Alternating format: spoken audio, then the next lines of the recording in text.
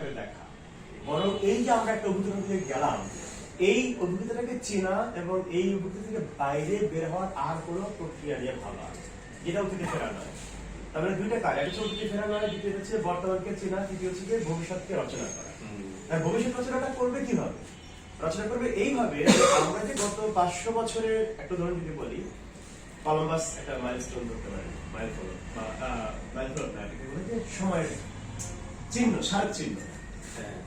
এই যে 500 বছরের ইতিহাস ধরেন, তো এই 500 বছরের ইতিহাসের মধ্যে আমরা জগতে কোন রকম রূপান্তর দিয়ে গেছি অনেকগুলা দিকে, জ্ঞানগত, চিন্তাগত, সংস্কৃতিগত, অর্থনীতিগত, সামাজিক, সাংস্কৃতিক সকল বিন্যাস।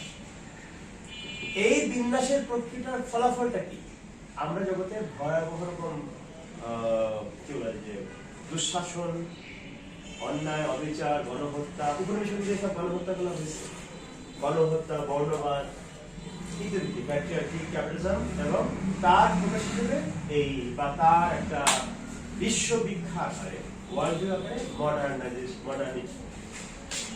এই যে মডার্নিটি বা আধুনিকতা, এই আধুনিকতা আসলে গত 500 বছরের যে দুনিয়ার ব্যবস্থা, তার মূল বিশ্ববিখ্যাত হচ্ছে আধুনিকতা, যেটা পেছনে আছে বা তলায় আছে হচ্ছে যে উপনিবেশ এবং বর্ণবাদ।